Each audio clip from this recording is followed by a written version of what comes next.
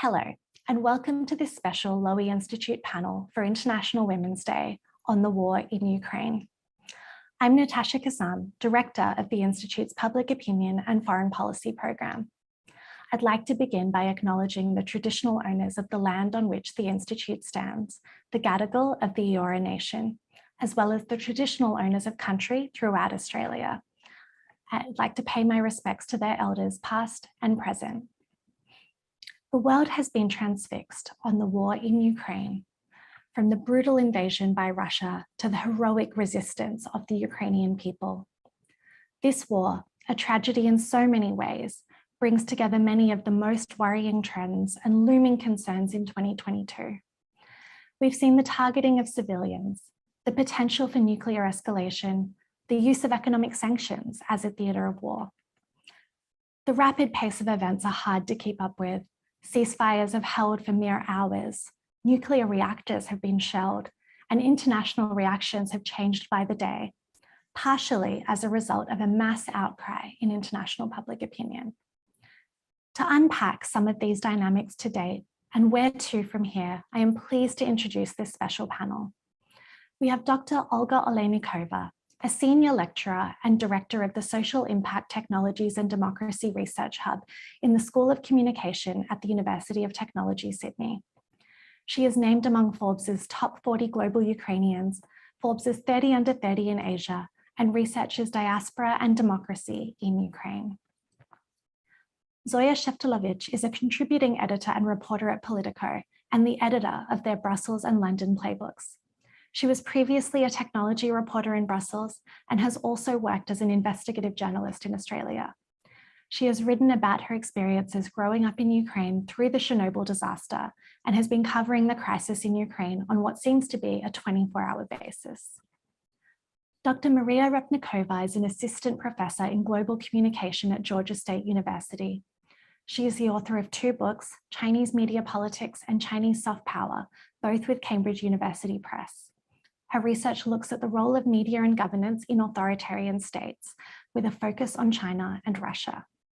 Now, Zoya, let's start with you. Can you please tell us more about the origins of this crisis? For many in our part of the world, this war started last week, where this conflict has much deeper roots. So can you take us back to where these tensions between Ukraine and Russia start? That's a difficult question to answer because it's a question of how far back we go. You could go a very long way back to the fall of the Soviet Union, but I think perhaps we go back to 2014, which was when the Maidan Revolution removed a Kremlin mole in the Kiev government, who was previously acting in a pro-Putinist agenda. And the Maidan Revolution, which was a popular uprising in Ukraine, saw the removal of that government and the replacement of that government with Petro Poroshenko, who was a more pro-Western force, who was looking to get Ukraine to join the EU, who was looking to get Ukraine to join NATO.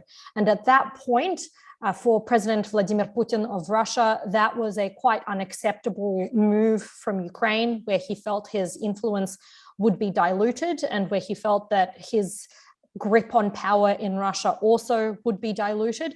And in response to that initial Maidan revolution, that was when Putin's forces, masked as they were as local separatists, essentially invaded Crimea and Donbass and annexed Crimea and installed the Luhansk and Donetsk so-called People's Republics, which were really just essentially pro-Kremlin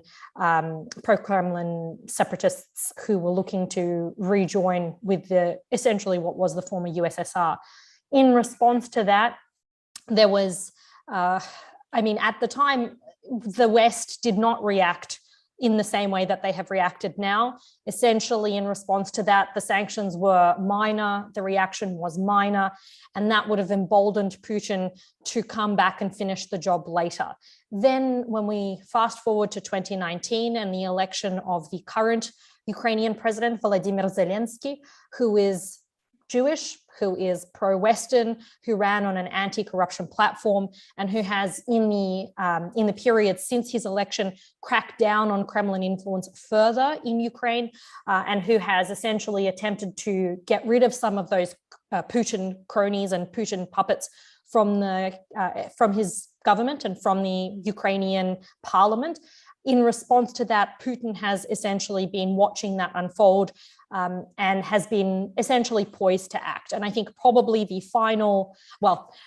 second to final nail in the coffin was the crackdown in Ukraine against Medvedchuk, who is a Putin loyalist, who is his daughter is Putin's goddaughter, Daria.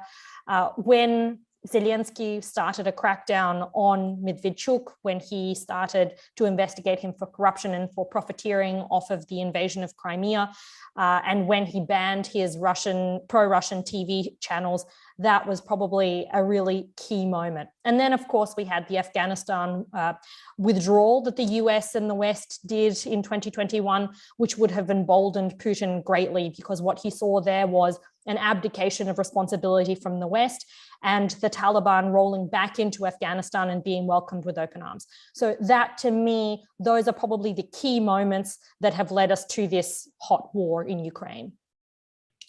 That is a remarkable potted history. Olga, I want to bring you in on this. Do you kind of see these factors as the same? And do you attribute the kind of, I suppose, the point of these tensions to the Euromaidan protests? Yeah, I think Zoya provided super fantastic, overview of what was actually happening. And she pointed out that everything started what we have today, basically in 2014. We can roll back in history further down, but probably the most pivotal moments were happening in 2014.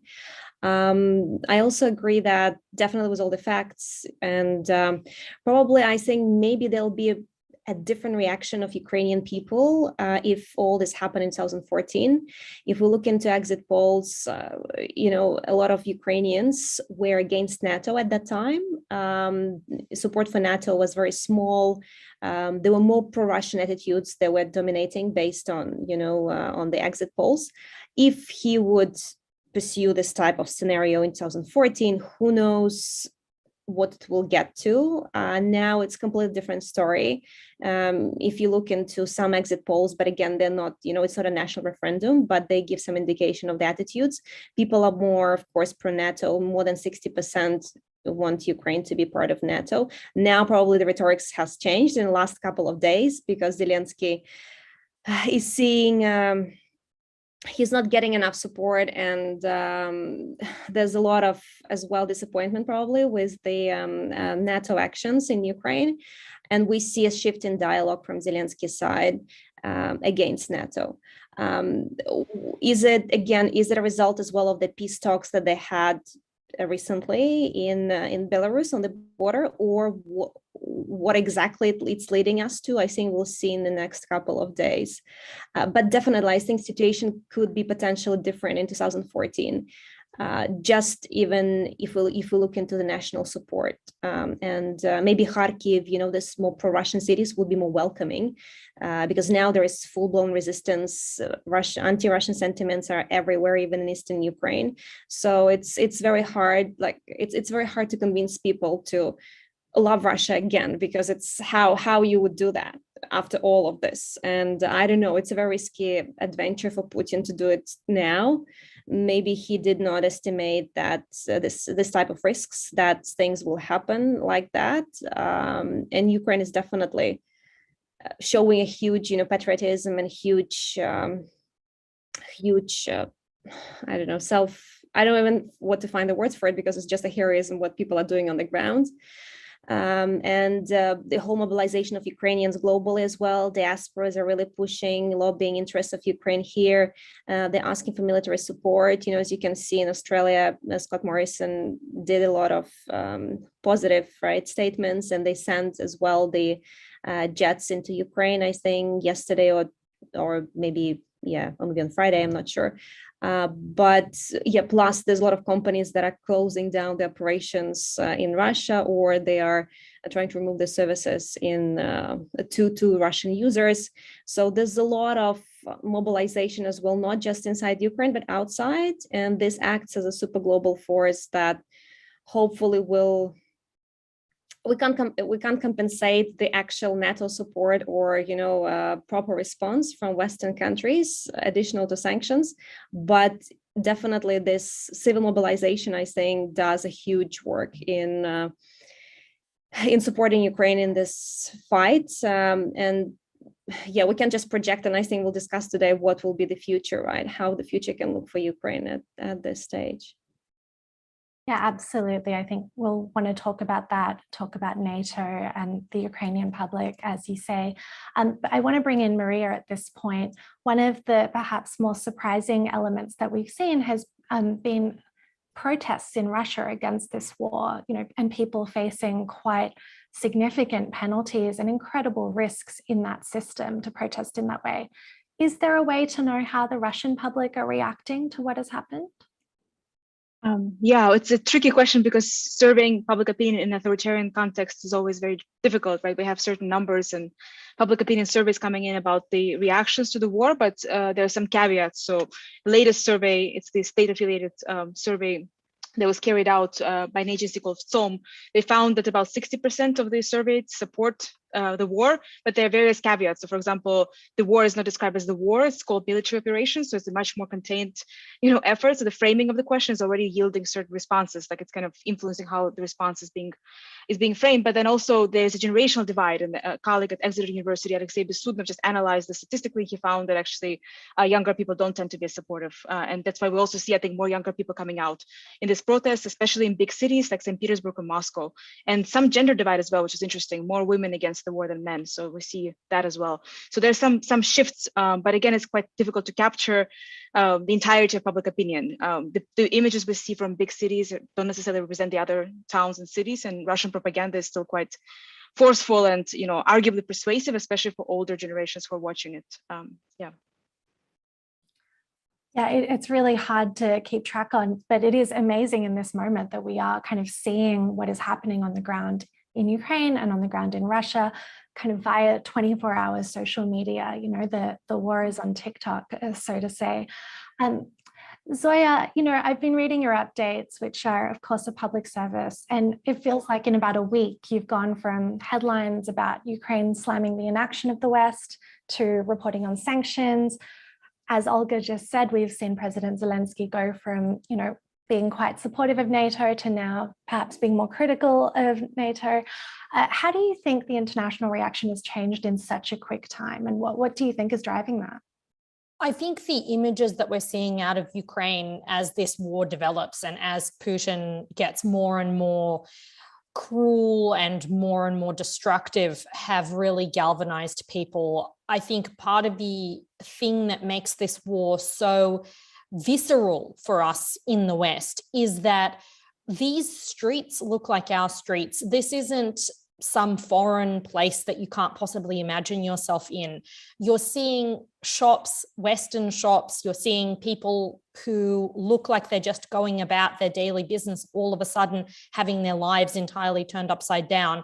I think that narrative has been very powerful, and it doesn't feel far away because it's in Europe. It's on the continent of Europe. It's neighbors with EU countries that we're seeing attacked in this way. So I think there has been a huge mobilization of people who are interested in this area, who are horrified by the scenes that they're seeing coming out of Ukraine.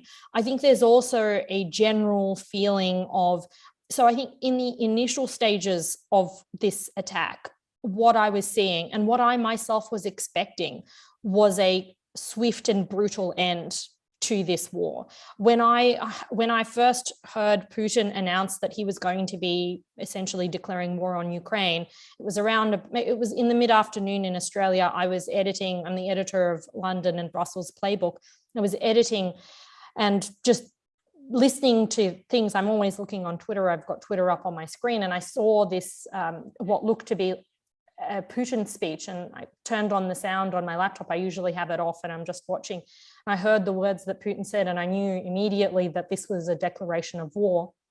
And when I called my boss in Brussels to wake him up, it was the middle of the night, it was around about 4 a.m. In Brussels time. And I said, hey, listen, Putin has just declared war. And the conversation that we had was that probably Kiev would fall within 24 hours. And we were planning for that. And the fact that then when I woke up the next morning and Kiev was still standing, Zelensky was still in Kiev, and he was giving these incredible speeches from on the ground, standing on the streets of Kiev. that I think has really increased the amount of global attention, because I think if it had been over quickly, if we hadn't seen these scenes that we're seeing, both of the heroism on the ground and also of the brutality of the Russian attack, things would have been different. In terms of how things have changed, I think everyone is quite shocked by the speed and the severity of the Western sanctions and the way the world has really gotten behind Ukraine in this. But now I think what everyone is waiting for is for a no-fly zone. That's really, and that is the gift of NATO.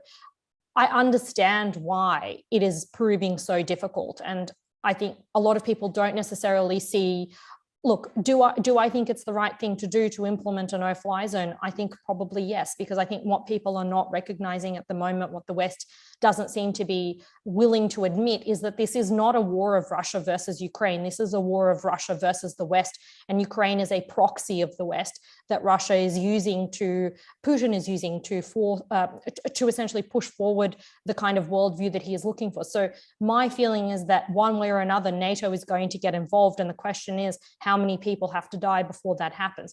That is a personal opinion. That is not something that, it's not something that we make the call on, obviously, us journalists. We just have to see what's happening and call it like we see it. But I think there has been this shift in opinion where people are asking, hey, why isn't there this no-fly zone? Why are we allowing cluster bombs to be essentially dropped on civilian areas? And I think that's a question that NATO and that Biden and that EU politicians are asking themselves also. How long do we wait? When do we draw the line? And I mean, it's probably a conversation for another day, but what you say about this idea that people can kind of see themselves in a place like Ukraine and it looks like their streets, it really, points to this long-standing issue in our policies where, here in Australia, we've just had the government say that there's plenty of space for Ukrainian refugees, but of course there isn't plenty of space for other kinds of refugees. And I think, we have to kind of understand the many reasons why this has captured the global moment. But part of that is certainly, as you say, the speeches of Zelensky, the kind of heroism of the Ukrainian people. Olga, I read an article that you wrote in 2017 talking about Ukraine as a young democracy that had to prevent its economy from collapsing, had to secure international support to defend its territory. How do you see the way the Ukrainian people have pulled together in this moment? And, how do you think that they've responded in Ukraine and internationally to this moment? Yeah. So many years has passed since 2017, and so many things have changed. The main thing that hasn't changed for Ukraine, and what we're seeing at this moment, as we are seeing how war is unfolding, is the mobility and the people are just using every effort, both in politics and parliament, through the NGOs, through their pro-democracy groups, to actually pull Ukraine out of ex-Soviet past and to try to escape the neo-imperialism, which is basically unfolding now from the Russian side. Ukraine, yes, it's a young democracy, but there's a lot of criticism as well. There was a lot of criticism before the war started, right, about how Ukraine was called deficient democracy by Wolfgang Merkel, for example, one of the leading scientists in democracy area. That of course, Ukraine. Some people called even Ukraine a failed state because Ukraine failed to fight corruption, and it reminded a lot about. It reminded a lot of the parliament. Reminded a lot of oligarchic networks that have their own representatives, and then they try to fight for the power. But all of this skepticism, I think, and all of the challenges Ukraine has stood against especially since 2014, being caught in this war, because I think we should call what was happening since 2014 a war already. Now we see just another escalation, probably a full-blown war with military equipment, and where we can say that Russia is really there, right, on the ground, because before that there was a lot of denial of this. It was challenging for Ukraine to, of course, to maintain its economic stance. If we look into GDPs, what was happening in Ukraine since 2014, it was really dropping. Yes, Ukraine population didn't get richer, Yes, we have problems in democracy as well. We have problems in freedom of speech. There was as well some, I think, some movements from Ukrainian government too harsh as well on cracking down on the opposition media resources. Yes, it's a war condition, but again, if we want to maintain and live by the democratic, pluralistic rules, we still have to have some element of that voice present, at least other opinions. And Ukraine was criticized for this as well. But, we should all pay credit to Ukraine and to the presidents, actually, Poroshenko, as well as Zelensky, for where Ukraine got itself, right? We got visa-free regime with European Union countries since 2017. There's was some more moves, for Ukraine to join EU, more than just association agreement, but again, it's still in process. Hopefully the recent letter of Zelensky to EU will result into EU membership, but again, it's not about security. It's more about it's not guaranteeing Ukrainian security. It doesn't guarantee the support of the West, in military stances, but it solidifies the Ukrainian Western position, I think, and it shows that Ukraine has moved quite far from its post-Soviet past, from the communist past. So there's a lot of challenges as well internally in Ukraine. There were many challenges, right, since 2017, but I think, I don't know what could be possibly done differently, because having such neighbor, Ukraine is a country that can't, geographically just stand up and leave this space, geographical space. So we are neighbors with Russia. We will have to deal with their imperialistic attitudes. And how we do that, that's the huge challenge, right? And I think for Zelensky now, it's a very big challenge, because I think he wants to save lives and probably maybe do some peace agreements with Russia. Again, right, because how can you withstand Russian even quantity of the army, and how you can, fight for long with such a big, powerful, from military side of things, even by quantities, neighbor.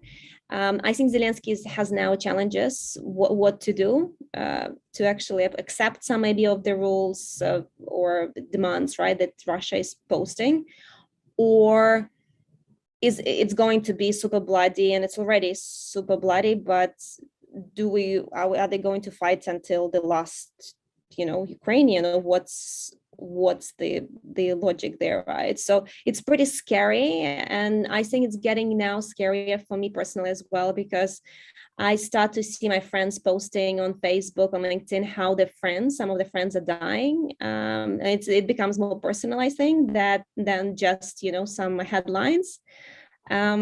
Plus, I have my grandparents in Kiev as well, and there's all the medical, pharmacists, chemist shops are closed, and they're 85, they lived through Second World War. So imagine, do they really need this at the end of their lives, with no access to medication, to food even? And Kiev is doing okay, relatively, right, comparing to Mariupol and to Kharkiv at the moment. Again, I couldn't even imagine that we will have these problems in 21st century, and Ukraine will go through these problems, that there will be not enough food, there'll be no water, electricity, and so on. So I think for Zelensky, it's really hard as well because he understands, I think, that West probably wouldn't step in. I don't think maybe no-fly zone will be introduced, because Biden made some, statements. Maybe he'll change his mind, but it looks like West will, yes, they'll do sanctions, there'll be pressure. Hopefully it will exhaust Russia. It will put more pressure on Russia economics and so on. But, is it enough to, help Ukraine stay in its composition? Because what actually Putin did yesterday, I don't know if you saw, if any of the experts here saw his speech last night, where he said that, he is basically giving a last warning to Zelensky, and that it will mean a loss of sovereignty for Ukraine if Zelensky does not, do any moves because what they're saying is that, all these evacuation corridors that they're creating in Mariupol, Russian side says that it's Ukrainians who are bombing, right, the evacuation corridors, and people just can't get out. but it's not them who are shelling and doing, killing the civilians. So it's really hard. The whole rhetorics on both sides, I would say, as well, is hard, because on Ukrainian side as well, there's a lot of fakes. And I understand, of course, to keep patriotism high, you need to keep, momentum and say that, we are winning and so on. But again, as well, I think we are here, in Australia and globally, we don't really understand what is happening on the ground, how many people are dead, all these reports that are coming now in, and Russia just recently released their reports, right? Because it was always Ukraine who was saying, who was putting forward numbers for civilian deaths and for military deaths. But Russia just stepped in, I think, 2 days ago as well, and announced their estimations, which are different to Ukrainian. So it's really, it's so hard to tell, and probably the reality is different from both, of these figures. So it's really tough situation. And I really, my biggest question would be, what the future of Ukraine looks like. Will there be this Ukraine, this composition, or will it be, will East join Russia, and will Kiev and the West stay a small Ukraine that will be part of EU? Is that the future, or will Ukraine be able to secure its territory as it was before this war? Again, I'm not sure about that. So that's, we're just all watching on how it all unfolds, and I can just, analyze what we see, but what exactly is happening, I don't think we have a full understanding of actual dynamics there. Yeah, absolutely. And part of, our roles as analysts far away is to kind of look at the big picture and look at the politics, but the real personal costs are, often they're missed in the conversation. I'm so sorry about your family. And it's must be really, really difficult. The point about the information space, I think, is a really interesting one. It is hard to know exactly what's happening. I too feel as though I'm only getting this kind of Ukraine is winning side of the story. Maria, I wanted to go to you and ask about your views on Russia's management of the information space. As a China scholar, I kind of am seeing a lot of what we expect from China's management of public debate with, banning Twitter and Facebook. So what do you think about the way in which Russia has been managing the information space? Yeah, first of all, I wanted to echo Olga's comments about just how differently Russian media presents the whole conflict. If you watch it on a daily basis, which I've been trying to follow just for research purposes and curiosity, it's just stunning how the propaganda operation has, manufactured the crisis in a completely different way. You see the same story being told from opposition, completely opposite framing, using very emotional narratives, characters. It's almost like a theatrics, you see so many different characters. You don't know if they're real or fake. I have no idea, we can't really document exactly, whether this is real footage. So lots of challenges just tracking to what extent this coverage from Russia is genuine, or how much of it is 100% propaganda. I think it's hard to discern. But in terms of just overall management of information space, up until this past week, I think Russia and China were actually quite different when it comes to information governance. Is something I've been writing about for a while, is that there's kind of a different form of state capture of the media in Russia and China. So in the context of Russia, most of it is through economic means. Most media that are quite influential, that are owned by the state, or they're friends of Putin. So you have this kind of capture that's primarily done through economic tools. And even the more independent media can be easily controlled through various tax police accusations and economic means, basically to threaten to shrink media coverage and to shift its coverage to be more pro-Kremlin. So you have this various targeting, but in the context of China, we have much more institutionalized control, right? The media actually is owned by the party directly, and it's a bit similar to Soviet Union. We have, Ministry of Propaganda type of thing, but there are all kinds of institutions that control the media directly. So it's a much more direct, institutionalized, and more intense control overall. So up until again last week, we saw a lot more space. Even it's a small island of media outlets, but they were able to report and critique Putin and critique, a lot of sensitive issues, including this conflict. But now, of course, we saw that many media either left or were forced to leave, and there's almost no one left. I think Novaya Gazeta is one of the only ones that is still there, but it had to censor its coverage. They actually publicly made a statement about, they're not able to really report fully because otherwise they're facing various threats from the regime. So we are seeing some shifts in some ways that make Russian media landscape look a little bit more like China, especially on social media as well. You mentioned Facebook and Twitter are banned. They've been banned in China for a very long time as well. But still, I guess in the context of China, there's also content filtering filtering, and even on Chinese language sites like their own Facebook, they have their own copy of everything that we have here in the West. Their domestic platforms, they're also very intensely censored. So I think Russia is still a little bit freer in that sense, but the space is shrinking, and it's been quite just overwhelming to watch this dramatic shift in the past week. Is this forever, or is this temporary? Olga also brought up kind of what's the long-term future for Ukraine, what's the long-term future for Russia, right? Is this it in terms of any media freedom, or is this something that's going to revert back once and when? I don't know when this is going to be over, of course, but is this like kind of a way to shrink the entire space for media and civil society through this mechanism of war, right? Like, is this a way for Putin to maintain even more power? Or is this a short-term, medium-term kind of a policy? And of course, many journalists have fled. I've been also watching on Twitter, some of my acquaintances and friends of others literally leaving and crossing the border even by foot, trying to leave to the Baltic states and other places just to get out. So are they going to come back? All of this is quite uncertain, but the space has certainly dramatically changed, over the past 9-10 days. Yeah, I think it's really interesting to see the way in which that's changed. And one of the things that I think is really important to hear, out in other places in the world, is the kind of information environment that people are being exposed to. So maybe if I could just stick with you for 1 second, could you tell us how is the war being justified in Russia? Like, what are the kind of messages that people are receiving? Yeah, well, the primary message is, there's several messages, but I guess one of the key framing devices is to basically accuse Ukraine and Ukrainian government of representing Nazi forces, fascist forces. So the word fascism and Nazism is being kind of co-opted and completely redefined by Putin. So the notion of, these fascists and Nazis, they're ruining not only Ukraine, but they're threatening Russia because of their alliance with the West. So, as I think Zoya and maybe Olga also mentioned, that this is not just the war against Ukraine, it's the proxy, right? It's the war against the West. So constant notions about the West. It's the West that's threatening Russia and the very independence and territorial sovereignty of Russia. So it's not just about Ukraine and combining and unifying the two, but it's also about just overall kind of long-term future of Russia. So Putin is really positioning it as an existential crisis for Russia, which I found interesting, and people are reacting.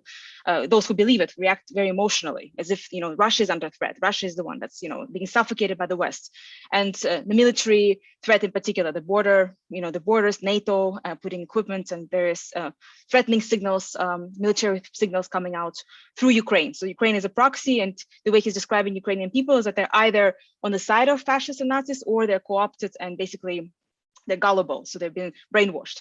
So he's kind of either feeling sorry for Ukrainians who are co-opted, or he's accusing them directly of joining this very wrong movement that's going to be crushed. So it's sold in very uncompromising terms. We have to win, or else Russia itself is going to lose any significance, any meaningful existence. So the victory has to take place. It's something that we cannot resort to failure. So that's the message that I'm getting from watching his speeches. And I mean, Zoya, kind of paradoxically, you could argue that Putin launched this war to try to limit the expansion of NATO, to limit the expansion of the EU, and the opposite has happened. His oligarchs can't access money all over the world. We've seen pretty remarkable things, right? Switzerland joining in on banking sanctions, Sweden sending military aid. Like, these are things I would not have expected in Europe. I wonder if you could tell us about what Putin's goals are now and whether they've changed. What would be acceptable from his point of view? It's really hard to predict that. I think the thing that you've got to understand about Russia is that there is no free media, there is no free speech effectively anymore. And so Putin is able to shape the narrative in whatever way he wants. The picture of the war that Russians are getting, as Maria said, is entirely different to the reality on the ground, which is expected in war times anywhere, but is extremely so in Russia. Putin can essentially turn around and say whatever he wants, and that will be the narrative that Russians, for the most part, swallow, those who are left in Russia. Because at this point, not only are journalists leaving Russia, but I've spoken with many, many people who are doing everything they can to try to get out, and paradoxically are struggling because of all of the bans on flights in various airspace. So it's actually very difficult for the Russians who want to leave to be able to leave. They can't use their Visa and their MasterCard. So in some ways, these sanctions have been quite difficult for the people who are actually trying to get out of Russia too, who don't support this stuff and who want to leave and go somewhere else. But the point that I'm making is that essentially, if Putin decides that victory looks any particular way and presents that as a victory on state TV and on state radio, it isn't going to take very much to convince Russians that he has won. In terms of what personally for him will be acceptable, I think, again, it's a very difficult question to answer. I think the thing that he wanted more than anything else was for the war to be very, very quick, for it to be relatively bloodless, and for him to be able to replace Zelensky with someone he likes and who he is able to control. Having failed at that, the question then becomes, what is he going to be able to accept in terms of, like, as a man with a giant ego, as a man who genuinely believes Ukraine and Ukrainians are inferior, that it's a country that's being ruled by a clown? How does he then respond to that, and what is a win for him that he feels he can take? I think, unfortunately, at this point, I'm not sure that anything other than the destruction of Ukraine is going to be enough for him, because I think he's committed to a particular path at this point. Once you destroy the cultural heritage of a country, once you attack a country, once you make the sorts of statements that he has been making, you commit yourself down a path that is very difficult to deviate from, because the fact is that these sanctions will remain. So it's not like he can say, oh, whoops, overplayed my hand, pulling back my troops, all the oligarchs get their money back, Nord Stream 2 gets switched back on, and we're back on track. At this point, Russia has taken the economic hit. It's been priced in. And now it's a question of what can he achieve? Now, what he really wants to achieve is to get rid of Zelensky. And the question is, are his mercenaries going to be able to find him and kill him? And if they do, what then happens to the image of Zelensky? Does he then become a martyr around whom everyone essentially is able to coalesce and unite? And the interesting thing is the reinvention of Bandera in this, because this is, I mean, the thing. So one of the things that Putin frequently says about Ukrainians is that they are banderas, and he is talking about a Ukrainian nationalist who fought against, well, many different things, but he fought against the Soviets. He was a pretty, he was a fascist. He was a far-right nationalist who was responsible for killing a lot of people in the 50s, a lot of Poles. The Poles hate him, a lot of Soviets. He also killed a lot of Jews. And this is where we're getting some of these Nazi fascist things from. This is where Putin is getting them from. The Ukrainians have now re-co-opted Bandera. And I'm speaking to people on the ground, to Jewish people on the ground who are not fascists. I mean, they can't possibly be fascists in general, because fascism and Judaism are incompatible. But these are people who until very, very recently would have viewed Bandera as a terrorist, but who now are suddenly using that image of Bandera as a unification kind of symbol that has lost some of its previous taboo and has become something very, very different. Zelensky is sort of a figure of that heroic kind of lionistic nature that people can band around. But anyway, look, I think I really struggle to see what an acceptable path here is for Putin, because I think, objectively speaking, whatever happens now, Putin has taken a huge hit in every possible way. I mean, the economic sanctions are going to cripple the Russian economy in the long term, and they're not going to be going away if he stops. So then why would he stop, really? Because all these things that he's doing are giving him an excuse, giving him the ability to crack down further on civil society, giving him a reason to shut down dissent in camps like the Navalny camp, who is the opposition leader who has proven himself extremely adept at social media and at galvanizing opposition.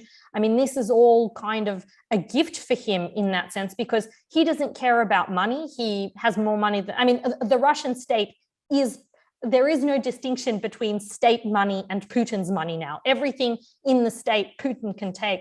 So it doesn't really matter to him what happens in the sanctions front. And sure, it'll matter in the long term, but in the short term, it isn't something that he cares about. What he cares about is maintaining power. And in some ways, what this war has done is allowed him to squeeze ever tighter all of the freedoms that Russians have been able to gain over the years since the Soviet Union. But just on that, you mentioned that there's no free media and that the information space is so restricted that a win can look like whatever Putin wants it to look like. the flip side of that equation is that these sanctions are affecting people, right? They can't use Visa and MasterCard. We've seen runs on ATMs. You mentioned people can't leave if they want to.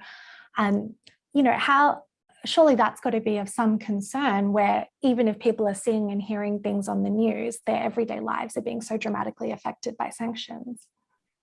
I think definitely, look, everyday regular Muscovites, they're going to be sitting there and feeling the difference. But I was talking to someone who lives in a small town in the country, and essentially, in his words, as long as a Russian can get his vodka and grow his potatoes and watch Russian TV, those sanctions are going to take a very long time for those everyday Russians to feel them. And in the meantime, Putin can exercise his control of the propaganda to say to Russians, hey, this is just the West trying to kill our spirit. And look, I grew up in the Soviet Union. I know this is the thing. Soviets were, and Russian Slavs, suffering is baked into the DNA. I mean, I remember being hungry. I remember the water only being switched on for 1 to 2 hours a day, and my mum having to fill the bathtub with the kettle so that we could have a bath once a week, because you couldn't really predict when the water would be turned on. I remember waiting for 4 or 5 hours as a small child to get moldy macaroni because there was nothing else to eat. This stuff is not new to many of these people. They're used to it. So it's just kind of returning to something that's like an old hug from childhood. There's this kind of almost a nostalgia about it. I remember my grandmother, when we migrated to Australia, saying, oh, life's so boring here. You can just go into a shop and get anything you want. There's no trick to it. So there's this, it's a completely different mindset. And for a lot of people, look, yes, if you're a relatively wealthy person in Moscow who can't get an iPhone, it's probably going to suck a little bit. But for a lot of people who never really quite left behind the poverty that they had always been surrounded by, this is just kind of a return to an old normal that they remember how to deal with. Yeah, and also quick jump in on statistics, right? More than 80% of Russians, they never left Russia. They don't have even foreign passport. So they don't care that they don't, they won't be able to travel. For them, okay, no travel. They probably don't have Visa, MasterCards, most of them. So they don't feel that. And I think Putin as well can show to this maybe more wealthier groups, like Moscow and St. Petersburg, that they can go to China probably, they can do something in the, with the other Eastern partners. And there are other options, to live, probably get the iPhone somewhere from there. I don't know, right? So they will still probably, I think there are ways that they can find access to the lifestyle that they had. But again, yeah, they'll definitely experience some problems. But the ordinary majority of Russians, they don't. And I think Putin knows that. That's why he acted so decisively on this, because for him, support matters a lot. I think he really worries about his rankings and, how people react to him, despite the fact that he made himself almost, in power forever by the new laws. But but still he cares about the love, I think, of ordinary Russians. Yeah, that's just a quick comment. Yeah. I think that's really interesting. And one of the other places that we've seen Putin reaching is to China. In this part of the world, in Australia, a lot of the democracy versus autocracy arguments that have been played out about Ukraine and Russia, here they're very much focused on China. And many reacted to the meeting between Xi Jinping and Putin a few weeks ago as the start of some kind of new alliance. Maria, maybe you could tell us a little bit about China-Russia cooperation. It predates this recent period. And as Olga just mentioned, closer ties to China might be one way in which that Russia avoids some of the brunt of international sanctions. Could you tell us a little bit about that background? Sure. So in terms of the background of the relationship, it's been ongoing, kind of increasing closeness over the past, 2 decades or so, at least at the very least a decade. So this meeting that we saw between Xi and Putin is not something completely new, but the declaration of boundless friendship, the words they use rhetorically, at least symbolically, they're quite strong. So it alerted many Western leaders and media about, as you say, kind of this formation of an autocratic alliance or alliance of Russia and China versus the West. So there's a few points to make here. I mean, first of all, the relationship has gotten closer economically, militarily, politically, and culturally. So there's different, domains to this relationship. We see increasing trade, military cooperation, Russia supplying more of the newest military weapons to China, military and kind of exchanges, media summits, journalist exchanges. We also see some geopolitical cooperation at the UN, of course, the Security Council resolutions, most of the ones that China ends up voting against or voting down or vetoing. Russia joins in. I think 13 out of 16 of the UN Security Council resolutions were basically co-joined between Russia and China. So definitely, that level of collaboration there, as well as, various visions, for instance, about the internet sovereignty, the idea that only governments should be managing the internet, not, NGOs or civil society. So opposite vision to internet freedom that's supported by the US and the West is being supported and expanded by Russia and China, and of course some Central Asian governments as well, and many others, some in Africa also. So we see this kind of degrees of closeness and collaboration, but I think at times Western leaders and commentators tend to exaggerate how close this relationship is and take the symbolism to mean some kind of a very substantive partnership. If you look closer at the numbers, for instance, Russia is not even top 10 of China's trade partners. So they do have a closer relationship than they did before, but it's not nearly as important, for instance, to China than the United States, right, in terms of trade, economic relations, and so forth. So it's not the most important partner in that realm. And also, there's still increasing and continuing suspicion of one another. So in terms of culture, but also just understanding of each other, there are very fewer Russia experts in China, and there are some China experts in Russia. But the focus of, say, Chinese foreign policy establishment is still very much on the US and the West more broadly, and the neighboring countries. So maybe they have more Australia expertise than Russia. I wouldn't be surprised. So you see this from the Russian perspective, even though, maybe some of the elites might travel to China. I don't think that's their first destination. Most of their kids, if they want to send their kids somewhere, I think it's Europe and maybe US. I don't know about the other destinations. I don't think it's China. So I looked at some of the numbers of just how many students are currently based in Russia, China, respectively. So we have, I think, about 48,000 Chinese students in Russia and only, I think, 20,000 in China. So they're not very big numbers. If you think about the larger numbers, I think there are over 80,000 students from Africa alone studying in China. So the flows, kind of the people-to-people exchanges, are not as developed as they could be. And trade, in terms of how complementary the two economies are, is also not as developed as it could be. So in my view, I guess there's less substance, or maybe not as much substance to this partnership, or I wouldn't really call it an axis as much as, maybe some would like to call it as such. And when it comes to rescuing Russia from these sanctions, I think China can mitigate some of the impact, but it can't rescue it entirely. We haven't seen it fully rescuing it from the previous sanctions. I don't think it's going to happen now. In fact, some Chinese companies are also withdrawing from Russia. Even TikTok has just stopped its operations in Russia. So there were a lot of sarcastic tweets today about how, even Chinese company, right, that's actually, there's so much censorship in China itself, is leaving because of censorship. There was all kinds of ironies about that. So I would just be cautious to what extent China can really be like the rescuer, or kind of it can save Russia from the harsh impact of the sanctions.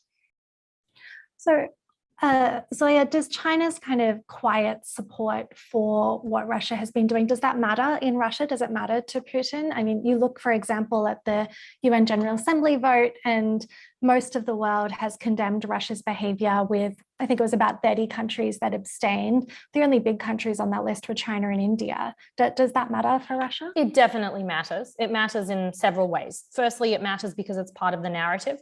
So it's this East versus West, and China is Russia's neighbor on the other side of Europe. So it is presenting some unity from against the West in the face of Western sanctions. So I think it matters on a political level. I think it matters on an economic level. This is something that Putin actually said. He said, look, bring on your sanctions.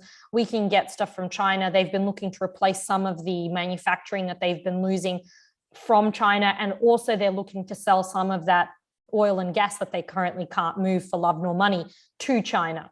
So there is an impact from that relationship, both on an economic level and also on a propaganda level, because you can sell this as as these communist brothers in arms against the West, because I think it's also a familiar stance. Once again, like this is all, it goes back to Putin seeking to reinvigorate the Soviet period alliances, and those alliances involved China and Russia banding together in the face of the West. But I do think that when we see what we are seeing from China, I think the message of support have been tempered quite significantly, and particularly recently when we're seeing some of the more intense bombing from Russia of the civilian areas in Ukraine. I think the thing that China doesn't like is it doesn't like instability. It doesn't like having to choose between its various friends and partners on the world stage. I've got some friends who live in China and some real close China watchers as well, who've been sort of sharing some of the messaging. We've got a reporter in our newsroom called Stuart Lau, who's a real, he's from Hong Kong, he's a real China pro. And the indication that I'm getting from China is that they're not particularly happy with this course of action that Putin has taken. This isn't the dream. I think there's a lot of speculation about whether Putin may have warned Xi about the fact that this invasion was coming. I think if we look at the facts, and if we look at some of the reporting of some of the better known sources, I think chances are probably there was a heads up given. But the question was, what did he tell Xi was coming? Did he tell him it was going to be a protracted hot war where he was going to be carpet bombing civilian areas? Or did he say, oh, we're just going to do this quick military operation in and out, it'll be done in a jiffy, and then there won't be any sort of long-term repercussions? So I think we do have to read between the lines of some of those statements that we're seeing coming out of Russia. And I don't think anyone could pretend that Xi is ecstatic about the course. I mean, certainly he's happy when there's instability in the West and division in the West, but actually what this is showing is a real unity in the West in many ways. And I think that is somewhat problematic. And certainly the instability is very problematic for China. Yeah, Maria, what do you think about that? Because I agree. I think that there's been a lot of change in China's responses. And one of the things I've been particularly interested in is the way in which Putin recognized the so-called kind of separatist republics. I mean, separatism and secession, that's, you know, the deepest fear that China holds. So the way in which Russia's gone about this has to be a little anathema to China. What do you make of China's reaction? Yeah, I mean, overall, you know, echoing some of the comments Zoya has made in terms of the more cautious and not necessarily very happy stance on the Chinese side, we see very different media reporting of this statements from the Chinese government and of the conflict in general. In the Russian side, it's glorified, the idea that China is standing by Russia. I've seen quite a few comments coming out by top officials in Russia saying that, yeah, China is with us, it's one of our allies. On the Chinese side, we don't see that kind of commentary in Chinese media. If you look at Chinese media, the conflict is actually kind of obfuscated or sort of downgraded, and the domestic news are taking precedence. So it was just striking from the beginning to now. There's more coverage now of scenes directly from Ukraine, but still not nearly as much as, say, Western media coverage is doing it when it comes to just on the ground reporting. But overall, the key story right now is China's key party Congress. You know, major party Congress is opening its sessions, and it's primarily about China's domestic economy and staying cautious and on track with its own developments, and very much kind of head down towards so-called rejuvenation, as Xi Jinping calls it, China dream, and accomplishing more self-sufficiency, you know, so becoming as kind of buffered against potential shocks, right, from the West as possible, because they're looking at Russia, and I think they're, you know, pretty horrified, I think, in part because of the unity of Western reaction, but also just how hard hit Russia's economy has been through these sanctions. So that's not something Xi Jinping ever wants to see in China. So, you know, I think it's easy to kind of say, well, yeah, they're very happy about disorder and so forth, and they're standing by Russia, but is this the lesson they're really like deriving from this? I think the lesson that I'm seeing from the commentaries coming out, not just by officials, but on social media as well, is that there's a lot more kind of caution, reflection on China's path, that they have to be smarter and stronger to develop themselves, you know, to the extent that they don't have to depend on the West as much. That seems to be the kind of line of commentary I'm seeing. So, but separatism and secessionism is obviously extremely sensitive issue, and it's underplayed, absolutely underplayed. This whole independence claim is underplayed in Chinese media, but we also see many social media commentaries looking at Taiwan as a possibility, right? So some of the nationalistic sentiments were actually like, well, you know, Taiwan is this, like, Ukraine is Taiwan for us, right? So basically, like, we need to protect and at some point unify with Taiwan. So that's a very sensitive topic. Like, are they going to be, you know, are they going to be more militaristic vis-a-vis Taiwan as a result of this, or less? And that's something that's up for debate. We don't have very clear answers yet, but there is a lot of discussion on social media equating Ukraine with Taiwan, which I found interesting. I think one of the reasons that equation is happening is because of the way Ukraine's being held up as this kind of democracy. Zoya mentioned the lionizing of Zelensky. So Olga, I want to come to you here. You know, so many people are seeing this as a struggle for democracy versus autocracy. You know, do you think that's helpful? And how do you think this plays out for Ukraine's democracy in the future? Yeah, I think it's one nexus from which you can see this war. Another nexus which was mentioned here, EastWest. easily, right? So we are just, in between this proxy, of the West at the moment. So we are stuck in between these two regions. It's not that simple. Yeah, it's not just, democracy and an autocracy fight. It's a more complex issue, right? What I can say here is that it's very hard to to say how situations will unfold, and what will happen right next, and who will be the triggers in this process. Definitely I agree with Zoya and Maria, right? You mentioned that basically Ukraine did Ukraine is similar to Taiwan, and as well as there is some parallels between South Korea and North Korea. I just actually met another expert, and we discussed how Ukraine could be potential, what can make Ukraine a successful economic political state like South Korea, a wealthy state, right? Facing North Korea, right? Mapping some parallels between Russia and North Korea. Will we see that Russia will be closed as well? Will be as closed as North Korea in itself? Probably, who knows, right? There are some signs that the economy will close on itself. If I'm not an expert in China, but from what I'm hearing from the other experts in China probably is not very happy, right, of the unfolding of the situation, and Russia has huge hopes in using it in the narrative, right, to have some support from the East. But again, how realistic that is. What I heard as well of some projections, and there's just one of the versions, is that what Russia will do, because as we just mentioned here, sanctions, and ordinary Russians, they're ready for the situation probably. So sanctions did not have a huge effect. So Russia will pursue the long-term, bloody war. And Biden, I think a couple of days ago, he as well warned the world. He said that, after his talk to Putin, he says that it's not a fast-tracked operation, right? It will be a long-lasting, actually, war happening on the ground. If Russia wins, again, I'm, even my grandma, who, has, some Russian past, because she, lives through all of that. She even told me yesterday, oh, maybe Russia will lose, So even if she mentioned that on, giving her background, I think that's very interesting dynamics, which is happening. If Russia will win, what will happen is probably in Ukraine, right? If what I'm saying is win is that, Ukraine will not exist in its, borders. It will probably be, let's say, part of Russia. Okay, yes, West will react to it. Sanctions will be in place, but, Europe cannot last. So Europe cannot find a substitution of the fuel and all the gas resources that Russia has in the next 5 years. So probably what will happen is that, yes, West will say how bad all the situation is, but they will refresh their economic ties, and they will keep buying, gas, and maybe Nordic Stream 2 will be, switched on, and Russia will end up in a kind of, win position. That's what I'm hearing from a kind of Russian, side, and actually some experts in Ukraine as well talking about that. On the other side, if Ukraine wins, which is likely as well, right? Because Putin did not expect this type of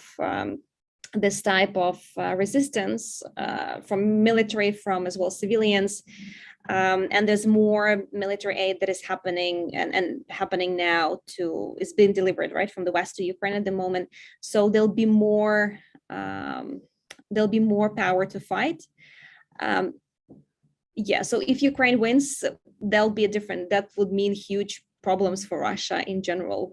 And Russian experts probably would know better, what it will turn into for Russia. Probably like North Korea, maybe even worse. I don't even know. So this is two scenarios which can happen. But because, NATO and West, they don't step into this conflict openly, right? Yes, they support us, but they don't declare war on Putin. If they would actually, I think, shield the sky for us, that would be, as Putin, I think, treats that move as the announcement of war from the West. And then the situation will evolve. That's why they're not closing the sky. And that's why I don't think they will do that, because they don't want the full-blown conflict and war, right, in the whole European region. I talked to some friends as well in Czech Republic and Poland. They receive a lot of refugees at the moment. And what as well is happening on the national level is their fears as well that Russia will as well, this whole situation will impact them, not just in terms of refugees and economic burden, but it will as well have some other possible effects on their even sovereignty and so on. So this war is crippling, like, even closer to that, Western borders and into the Western countries who are EU members, even Finland, right? I think they asked to be a NATO member, or they accelerated, right, the application to NATO. They're having meetings. They haven't applied to join NATO. No, they haven't. But yeah, immediately it sounded like, like Finland, started to, getting into scare positions, and they start to look for NATO for support for potential, right, risks. I forgot the question, but but the situation is really horrible, and I don't know like what the solution is. Should or will all the guys between 18 and 60 die there fighting Russia for what, right? For against the ambitions, right, of Russia, of Putin. What's the future? And for me personally, it was really unexpected. I was thinking that he will take the territories Donbass and Luhansk. They will join part of Russia, and that where he stops. But I think going into the mainland and just doing all of this mess there, I was super shocked that actually this is happening, and I'm still shocked that this is how things are evolving. It is. It's incredibly shocking. I think so many people have been so surprised by this. As you say, Russia's been surprised by the strength of the Ukrainian response and also by the international response. Zoya, I wanted to ask you, here in Australia, we've made a series of announcements, lethal aid, visas, sanctions. I mean, is it enough? What more can countries that aren't, in NATO or in the EU do from your perspective? I think at this point, you have to cut yourself off of Russia, of everything. So there needs to be no gas, no oil, nothing. What the Ukrainians really are desperate for is aid from the skies, and whether that's in the form of fighter jets that the Ukrainians can use, whether it's in the form of anti-aircraft missiles, whether that's in the form of the no-fly zone. That's really what Ukraine is looking for. I spoke with a member of the resistance just yesterday. She lives in Western Ukraine. She's actually a Romanian national who lives in Ukraine, who's organizing a lot of the, she's essentially running a hub from where they're importing things that the Ukrainians need from the Baltics and from the from the West, and bringing it into the East. And what they need is also medical supplies. So they're desperate. She was telling me they're absolutely desperate for gauze, for bandages, for for clotting medication, for things that their troops need as they're getting injured. So there are still things they desperately need. They need things to help them defend their skies. They need medication. Some countries, for instance, Moldova has placed an export ban on medication from the country. So this organization who I was talking to yesterday, she was saying they bought up lots of supplies. They got a big grant of money. They bought up lots of medical supplies from Moldova, and now they can't get them into Ukraine. So it's pressure onto those countries that are currently standing in the way of some of that aid getting through to Ukraine and to the places that they need. That's also quite helpful. So I think there are still things that Australia and that others in the West can do that don't necessarily involve setting up a no-fly zone. And I think that's the other thing. Like when we're talking about a no-fly zone, we have to be real about what that is. A no-fly zone means that it would be NATO shooting Russian planes out of the sky. So that is what a no-fly zone is, because the moment a no-fly zone is announced, Putin will be testing that no-fly zone to test whether it is in fact what NATO is saying it is. And so it will be essentially having to kill Russian troops and to shoot down Russian planes. And I think that is the reality of what the situation is. Now, if we're not willing to do that, if the West is not willing to say, hey, this is what we're going to do, we're going to effectively, as Putin himself said in his speech, if you put in place a no-fly zone, that is a declaration of war from NATO or from the West. If we're not willing to do that, then there are other things that we can do, such as pressuring neighboring countries to ensure medication and supplies are getting through, ensuring that the correct supplies are getting through, that they're getting through quickly, and that the Ukrainians can do what they need to do on the ground. Because there are not sufficient supplies yet.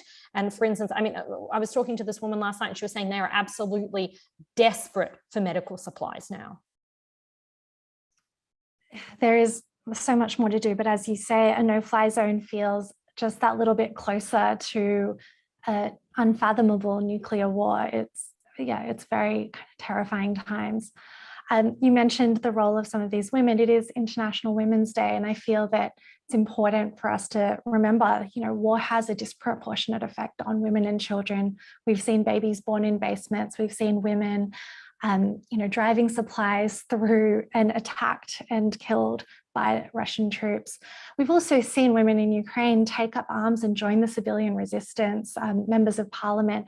It is really remarkable to see. Unfortunately, we're out of time though. So Olga, Zoya, Maria, thank you so much for joining the Lowy Institute for this conversation today. Thank you to our audience for tuning in at home. I'd like to thank my colleagues, Andrea Pollard, Josh Coding, Sasha Fagan, and Connor McEwen for their assistance with the event today. Head to the Lowy Institute website for more of our events and research, including to catch up on Prime Minister Scott Morrison's address at the Lowy Institute, or tune in this Thursday for an address by the Leader of the Opposition, Anthony Albanese.